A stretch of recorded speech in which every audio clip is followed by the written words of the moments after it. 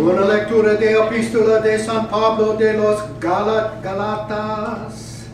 Hermanos y hermanos, al llegar la plenitud de los tiempos, envió Dios a su Hijo, nacido de una mujer, nacido bajo la ley, para rescatar a los que estábamos bajo la ley, a fin de hacernos hijos suyos.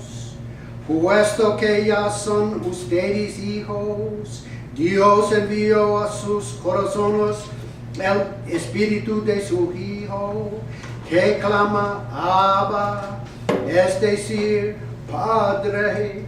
Así que ya no eres siervo, sino hijo, y siendo hijo, eres también heredero por voluntad de Dios.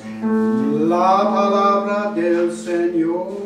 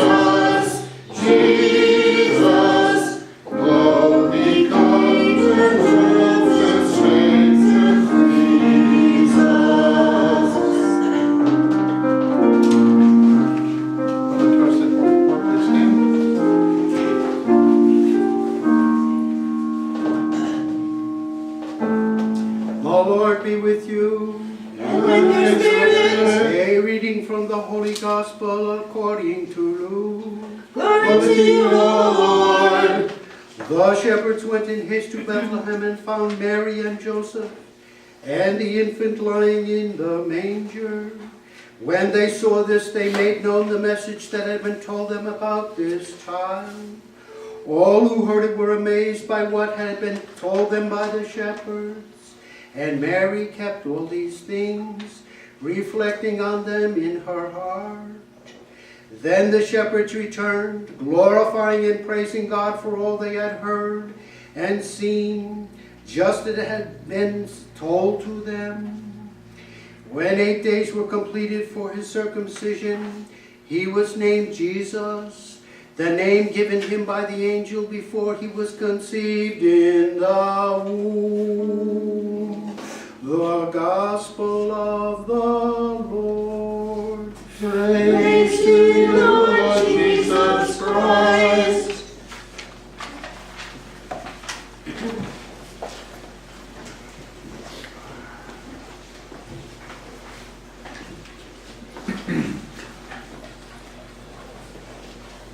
Good morning. We find ourselves here today on this first day of January in 2017. What better time is there in our personal lives to develop a deeper spiritual awareness, a greater consciousness of God and how God works in our lives? Throughout the short season of Christmas, the church has kept before us the story we have been listening to from the Gospels of St. Matthew and St. Luke that are often referred to as the infancy narratives. Who are the central figures in these stories? Mary, Joseph, and Jesus. Jesus, Mary, and Joseph. Thank you, David. All right. And then they're assisted by some secondary characters. Who are they? Shepherds. Shepherds. Good, Charlie. Who else? Angels. Angels. Thank you. Yes. Who else? Animals. Animals. Wise men. Thank you, Suzanne. Now, all of these characters have at least one thing in common. They are all conscious of God. So spiritually aware are they that the events of this mystery would not escape them, as it so evidently did for the vast majority of others, for whom the birth of a baby to a poor mother and father in the middle of nowhere, in of all places a manger, was an event of little or no significance. But not to Mary or Joseph, or to the shepherds, or to the wise men or angels. They possessed a keen spiritual awareness, a consciousness of God and God's handiwork in their lives and in the world. Today, we are also reminded of the words of the blessing which Elizabeth spoke to the Virgin Mary. Blessed are you among women, and blessed is the fruit of your womb. And why has this been happening to me? The mother of my Lord comes to me. This blessing is in continuity with the priestly blessing from our first lesson today, in which God had given to Moses, to be passed on to Aaron and to all the people. The Lord bless you and keep you. The Lord make his face shine upon you and be gracious to you. The Lord lift up his countenance upon you and give you peace. In celebrating the solemnity of Mary, the most holy Mother of God, the Church reminds us that Mary, more than anyone else, received this blessing. In her, the blessing finds fulfillment, for no other creature has ever seen God's face shine upon it as did Mary. She gave a human face to the eternal Word so that all of us can contemplate him. In addition, we can praise and glorify him like the shepherds who came away from Bethlehem with a song of thanksgiving after seeing the child and his mother. Mary is closely united to Jesus because she received from him the knowledge of faith and by her close relationship with her son.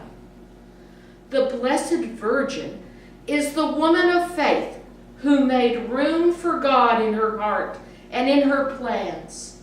She is the believer capable of perceiving the gift of her Son, in which God, by choosing the humble path of human existence, entered personally into the history of salvation. That is why Jesus cannot be fully understood without his mother. May this gentle and loving mother obtain for us the Lord's blessing upon the entire human family. The message from our second lesson today is no longer slaves, but brothers and sisters. All of us are called to be free, to be sons and daughters, and to combat modern forms of enslavement. May Jesus guide us and sustain us, who, in order to make us all brothers and sisters, became our servant.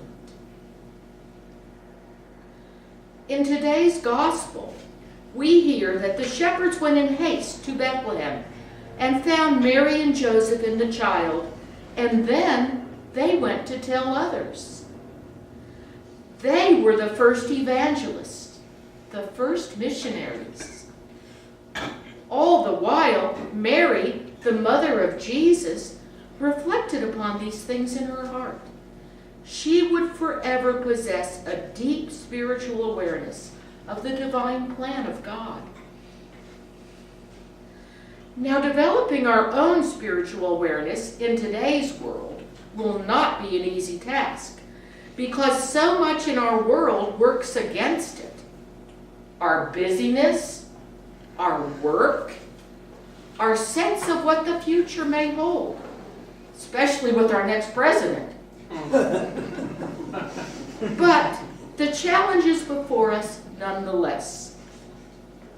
In order to meet the challenge, it seems we should all give more time in our daily lives for prayer, for worship, for silence, and for study. These are the tools that will help us become more conscious of God. More time to pray, not just memorize prayer, but prayer from the heart. Also, adoration of the Blessed Sacrament. We are all invited to share and adore Him, who is present for us in the mystery of the most blessed sacrament. Reading the Bible, God's gift to us, can also help us immerse ourselves in the things of God. And more silence to counter this seemingly endless noise that fills our ears day by day.